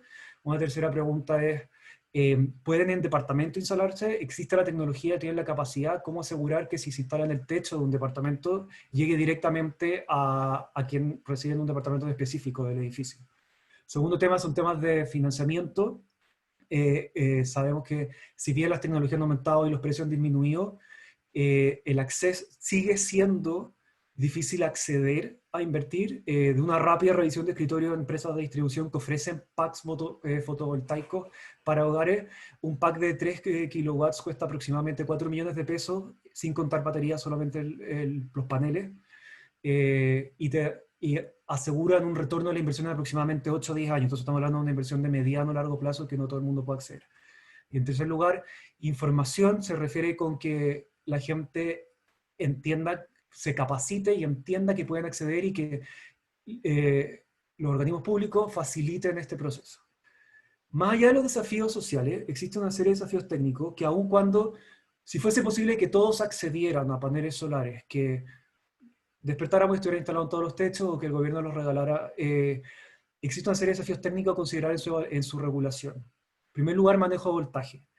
Si todos empiezan a inyectar energía solar a la red, muy probablemente el horario de baja demanda, que por regla general tiende a ser a mediodía cuando la gente no está en sus hogares fuera del contexto en que nos encontramos, las líneas de baja tensión principalmente pueden aumentar más allá del voltaje permitido, lo que puede traer riesgos de seguridad y saturar el sistema. Y también puede haber situaciones de congestión en las subestaciones primarias. Es un primer tema a considerar. ¿Cómo nos hacemos cargo de un modelo que no está diseñado para que todos los usuarios inyecten? ¿Qué pasa si se empieza a promover un mercado que la red no da abasto? Segundo tema tiene que ver con el proceso tarifario. ¿Cómo fijamos las tarifas y las condiciones para las eventuales inyecciones que se pueden realizar? Y en tercer lugar, temas de almacenamiento. Entendiendo que la energía solar proviene del sol y que existe una variabilidad y falta de certeza de generación que depende del clima, las baterías permiten un mejor manejo de demanda y consumo, el uso nocturno, y además ayudan a la eficiencia, a la capacidad del sistema en general.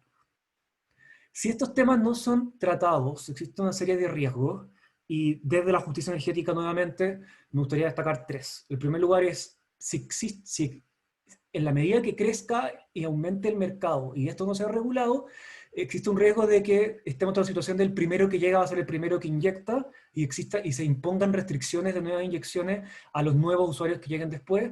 ¿Y cuál es el problema de esto? Muy probablemente el primero que llega va a ser aquel que cuenta con más recursos que el segundo. Entonces estaríamos contribuyendo hasta falta de equidad en el acceso a energía solar. Segundo lugar, una pregunta muy importante, entendiendo que existen desafíos técnicos, es quién va a asumir los costos de estas mejoras.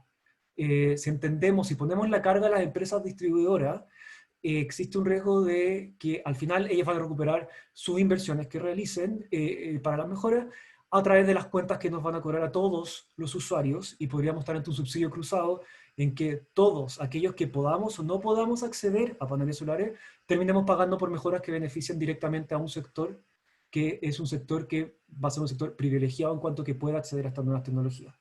Y un tercer tema, el tema del almacenamiento, que es importante considerar, es que si todos empiezan a dictar a la red y las líneas se saturan, los inversores de los paneles no solo se apagan y no solamente dejan de inyectar, sino que también van a dejar de generar, y en ese caso ni siquiera uno lo va a poder consumir en su hogar, lo que hace más lento y más dificultosa la recuperación de la inversión o obtener el mayor beneficio posible de estas nuevas tecnologías.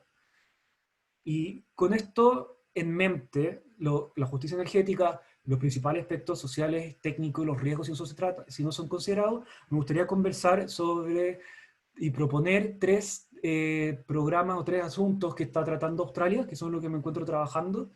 En primer lugar, los hogares solares. En segundo lugar, ver cómo han tratado el proceso tarifario. Y en tercer lugar, cómo están considerando hacerse cargo de los problemas técnicos. Respecto a los hogares solares, para corregir estas barreras de entrada que existen, el gobierno de Victoria fundó el programa de hogares solares, que consiste en la entrega de subsidios de hasta el 50% del valor de paneles, baterías o sistemas solares para agua caliente, y préstamos sin intereses por el otro 50%. Para poder acceder a este programa hay que cumplir con una serie de requisitos. En el caso de los paneles solares puede ser tanto el dueño o el arrendatario, y en el caso del arrendatario se puede llegar a un copago mixto del préstamo, porque se entiende que produce beneficio para las dos partes en cuanto va a disminuir la cuenta del usuario, que es el arrendatario, pero también una mejora en el inmueble del dueño. Hay que contar con un límite de ingresos máximo para postular, el inmueble tiene que tener un valor máximo, sin contar con paneles, sin beneficios previos del mismo programa, y en general en promedio se instalan paneles de 4 kilowatts. Las baterías tienen que contar ya con paneles instalados. Para poder optar a batería tiene que ser aprobado por la empresa de distribución por las implicancias que esto implica, por lo que esto implica. También contar con un límite de ingreso, un valor máximo del inmueble, no haber accedido a beneficios previos del programa, lo que significa que puedes postular o a paneles o a baterías, no te puedes beneficiar doblemente. En tercer lugar también existe el sistema solar térmico. La ventaja de este programa también es que está entregando capacitación y certificación gratuita a los instaladores para asegurar la calidad y la seguridad de las instalaciones que realizan, pero esto además está ayudando a desarrollar la industria solar, más allá de cuando este programa termine, generando empleo y además contribuyendo a la reactivación económica que va a ser necesaria después de la crisis sanitaria en que nos encontramos. Algunos números muy brevemente: en promedio se reciben 1.500 postulaciones por semana para paneles solares, que es el programa más exitoso, y se está instalando entre 4.000 y 5.000 programas al mes. En Victoria, donde está este programa, casi el 20% de los hogares ya cuentan con paneles solares, entonces el mercado está creciendo. Y además... Perdón, tiempo, quedan 3 minutos. Ya, muchas gracias. Lo último, la promoción del mercado solar a nivel domiciliario también está contribuyendo a las metas de energía renovable. Se entiende que para el 2025 Australia tiene un compromiso del 40% de generar 40% de energía a través de fuentes renovables, y se entiende que este puro programa contribuye al 12,5% de eso. Segundo lugar, respecto a las tarifas, Chile, la ley 20.571 ya fija un pago a los usuarios domiciliarios que inyecten a la red y lo asimila el precio nuevo de energía de la empresa distribuidora. Australia difiere un poco de este proceso en cuanto que, si bien establece que los costos deben representar los costos reales, la tarifa debe representar los costos reales que implica, parte de una premisa de que las distribuidoras están ahorrando costos al no comprar a los generadores de gran escala, incluidos los costos de la energía que se pierde en la distribución y transmisión. La tarifa es variable, esto es muy interesante, se incorporó hace un par de años, porque así se incentiva el uso de energía en horario solar en vez de su inyección. Existe a través del precio se trata de incentivar para no colapsar la red. En tercer lugar, el precio además incorpora y valoriza el costo social del carbono y la reducción de contaminación. Se revisa anualmente la tarifa y por regla general siempre va a ser menor que el precio de venta a las distribuidoras. Las distribuidoras pueden cobrar más porque tienen mayores costos asociados. Y el otro requisito es que la capacidad de las inyecciones de los sistemas no supera 100 kilowatts, y en Chile es lo mismo. Y para finalizar, respecto a las medidas para regular las inyecciones y evitar una saturación de las líneas, se ha entendido que es preferible limitar las inyecciones que permitir el 100% porque las mejoras son muy caras.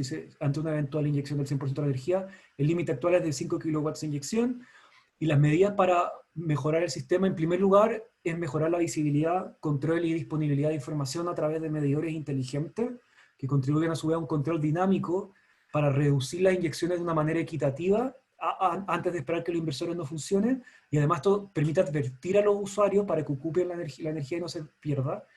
En tercer lugar, en cuanto a técnicos, se entiende que los transformer taps, que son en los transformadores, es la mejor opción costo-beneficio en las zonas urbanas que tienen muchos paneles solares, y que las mejoras en las líneas de transmisión y los transformadores son muy caros y solo se deben generar cuando generen beneficio a los usuarios. Tiene que haber una justificación económica detrás. Como dato anecdótico, las baterías solo producen mejoras cuando son introducidas a gran escala. Si son introducidas de manera aislada, no van a hacer una diferencia para hacerse cargo de las inyecciones y de la saturación del sistema, de la red. Y finalmente, para cerrar, y volviendo al tema de la justicia energética, está surgiendo una nueva pregunta en cuanto a si se debiese cobrar a los usuarios por las inyecciones que realizan y de esta manera financiar las mejoras. Y con esto preguntamos, ¿quién debiese hacerse cargo de esto? ¿Cómo aseguramos de no estar cargando a todos los usuarios, incluso a los que no? Esa fue espero que haya servido la experiencia, y muchas gracias, Alejandro. Muchas gracias por la novedosa presentación, Jean-Paul. Bien, hemos cerrado entonces esta parte de este último panel con la exposición de los 4 panelistas. A este panel le podríamos haber denominado entonces nuevas fuentes de energía, pues de eso se trató. En definitiva se trata, a través de estas exposiciones, de mostrar los caminos a través de los cuales se puede almacenar la energía, o se puede aprovechar el hidrógeno, o se puede regular aún mejor la energía solar. Por cierto, aquí se nota también la interdisciplina, en que los esfuerzos de los abogados estuvieron también dirigidos a buscar elementos no jurídicos, y también el esfuerzo de nuestra ingeniero civil eléctrica es en introducirse también en la regulación. Bien, antes de cerrar tenemos algunos minutos para dialogar. No sé si quieren dialogar entre ustedes mismos, si es que quieren hacerse preguntas comunes. Abramos ese espacio antes. Si alguien quiere preguntar de manera cruzada. ¿No? ¿Paola parece? No, Paola desapareció más bien. Bien. No, quizá comentar un poco con Juan Andrés, que fue muy interesante su presentación, y cómo él ve, porque finalmente hay un gran empuje desde energía para cambiar la calificación desde esta sustancia peligrosa inflamable 2.1 a darle una categoría de combustible. Si me pudiera se pudiera desarrollar un poco por qué sería bueno calificarlo como combustible, por qué este empuje, para entender un poco esa razón como de técnica regulatoria. Gracias, Guillermo. También me pareció muy buena tu exposición, estaba muy entrelazada la tuya con la mía. A ver, con respecto a tu pregunta, la verdad, lo que concluyen los informes es que siendo un gas, el ministerio ya lo puede regular. Pero ¿por qué combustible? Yo creo que es seguridad jurídica, Guillermo. Yo creo que en el fondo, al establecer que sea un combustible, ya la SEC va a poder controlarlo como combustible en las instalaciones de ahí para adelante. Entonces, yo creo que tiene que ser con una técnica regulatoria, y las cosas son lo que son. Entonces, finalmente, hoy día necesitamos que el hidrógeno deje de ser de esa capa de un combustible, de un gas inflamable, y pase a ser lo que realmente está haciendo, un combustible y un vector energético. Entonces, en ese sentido, el único cambio que se haría es que hay un decreto ley que regula los combustibles y que en el fondo podría darle más facultades al Ministerio de Economía con el presidente de la República a fijar reglamentos. Pero hoy día, en la regulación que está, ya lo podemos regular. Es solamente un tema de seguridad jurídica y de técnica regulatoria. Gracias. Muy bien. Entonces, ahora, salvo que haya otra Alejandro, pregunta quería cruzada, comentar una pregunta que había aquí al respecto del valor del gas natural. por favor, Que se adelante. hacía un comparativo del valor del gas natural con una unidad de medida. Dentro de los informes encargados por el Ministerio de Energía hay que tener muy presente que la misión Cavendish ha dicho que al 2030, y también como lo dijeron en la mañana, al 2030 el valor del kilo de hidrógeno podría representar a $1. Hoy día claramente estamos dentro de un valor de 2,5 a 6,8 el valor que se puede obtener el hidrógeno. Oscila entre 2,5 a 6,8 dólares el kilo. Entonces, la pregunta, si trato de contestarla, es básicamente que la energía renovable no convencional y lo que se quiere intentar es potenciarla, porque tenemos mucha potencialidad que todavía sacar, podríamos bajar a $1 el valor kilo del hidrógeno, por nuestra capacidad eólica y solar. Eso me gustaría solamente comentar. Muy bien. Bueno, dentro de las preguntas del público hay más bien comentarios y al final la última o la penúltima es de felicitaciones para quienes han hecho todas estas exposiciones. Aquí se me han desordenado un poco las preguntas, la verdad, entonces no logro dar con, parece que, discúlpenme, no sé si ustedes han revisado las preguntas.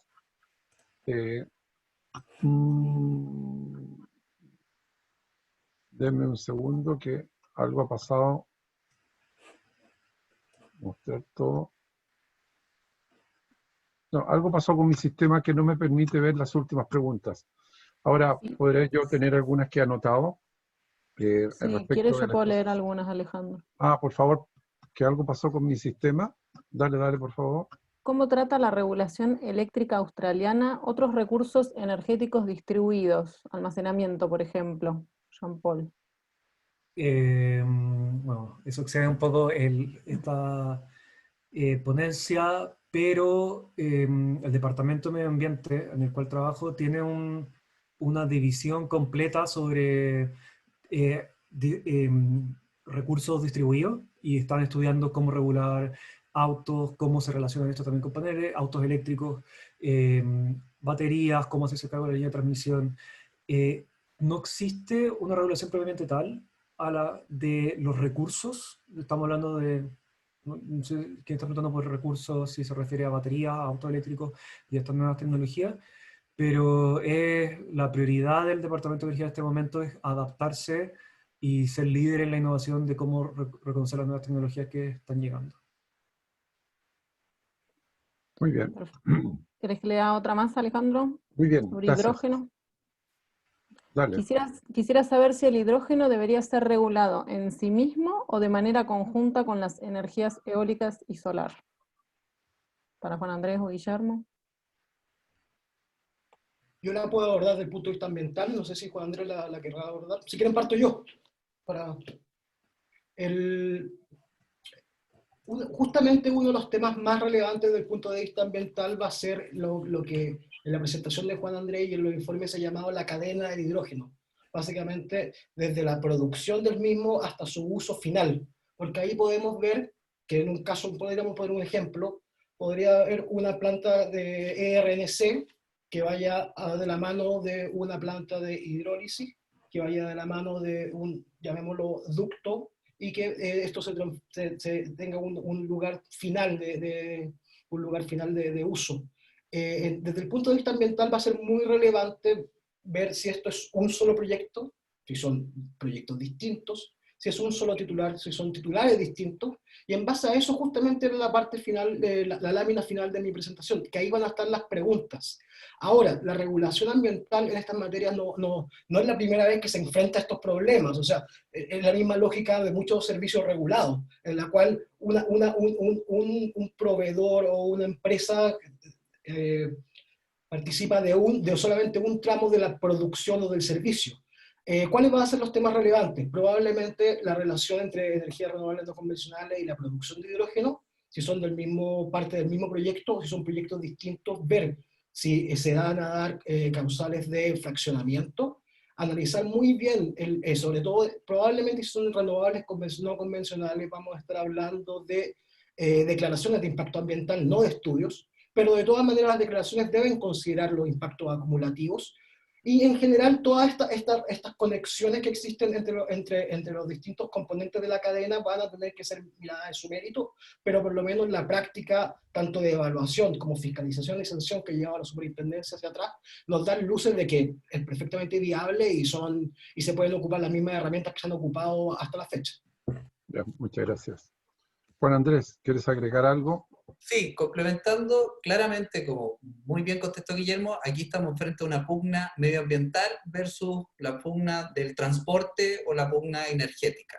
Porque en el fondo lo que tenemos que resguardar es la seguridad. Entonces, si hay alguna empresa que genera hidrógeno a través de la electrólisis eólica o solar, lo que tiene que muy bien controlar es el servicio de evaluación ambiental, esta pugna, y resguardar los intereses. Más bien que legislar los conjuntos no, sino que el servicio de evaluación de impacto ambiental es el que tiene que preocuparse de la seguridad de las instalaciones. ¿Cómo lo contestó Guillermo? Muy bien. Muchísimas gracias. Y estamos justo en la hora. Ha sido todo muy preciso hoy día. Partimos a la hora, estamos terminando a la hora. Lo único que quería decir, a ver si Sabrina se pone también en línea, Estoy. es felicitar a todos los participantes en este panel. Ha sido un cierre magnífico mirando el futuro. Así que estamos muy agradecidos de ustedes y, por cierto, también del resto de los panelistas. Y bueno, aprovechemos de inmediato para no demorar más de hacer el cierre de las jornadas. El balance, ahora aparece Paola, que había desaparecido, pero también habrá escuchado nuestros agradecimientos. El balance es que tuvimos 16 estupendas exposiciones. Hay algunos de los expositores que han estado escuchándolas. ¿Tenemos alguna interferencia? Parece. Hay silencio, no te preocupes. Bien, y decirles que estamos muy contentos de la convocatoria, también del público que nos ha escuchado de modo remoto, ya sea por esta línea, o por esta vía o por otras. Van a estar todas las exposiciones a disposición de todos para que las puedan repasar en el futuro. Y decirles que 20 años no son nada y que seguramente el próximo año cumpliremos la mayoría de edad a la antigua, cuando 21 años era la mayoría de edad. Así que nosotros estamos esperanzados de cumplir la mayoría de edad, así que si todo va bien, nos encontraremos el próximo año en las 21ª jornadas de Derecho de Energía. No sé, Sabrina, si quisieras decir algo más. Vamos a agradecer a todos los casi 500 oyentes simultáneos a lo largo de las jornadas, hubo muchísimos, así que agradecerles a todos durante todo el día por esta vía y por Facebook también. Y después subiremos en la página del programa de Derecho Administrativo Económico, tenemos un canal YouTube y ahí probablemente subamos el video con toda esta jornada, por ahí cortada, segmentada por cada panel para que sea más fácil el acceso. Y como dijo Alejandro, en la misma página del programa vamos a colocar en el área de jornadas las presentaciones. Nada más. Bien. Dejo el video si querés. Y además, como ustedes captan, esta es una jornada con un tono académico que queremos siempre preservar y al mismo tiempo entusiasmarlo a todos los expositores a que, si así lo desean, puedan proponer su ponencia una vez llevada al papel y escrita como un trabajo, un artículo científico para publicación en nuestra revista Derecho Administrativo Económico. Así que quedamos a la espera de ello, y junto con esto nos despedimos. Gracias por todo, Sabrina, que ella ha llevado el espíritu completo y la marcha de la jornada durante todo el día. Bien. Adiós a todos y hasta el próximo año. Chao, gracias.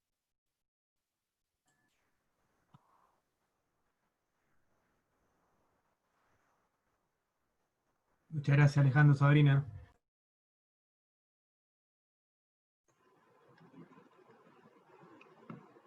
También muchas gracias a los organizadores por la oportunidad. Que estén muy bien.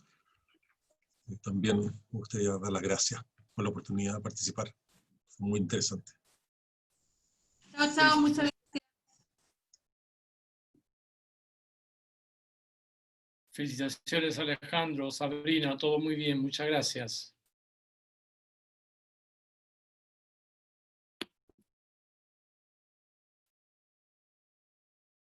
Gracias, Enrique.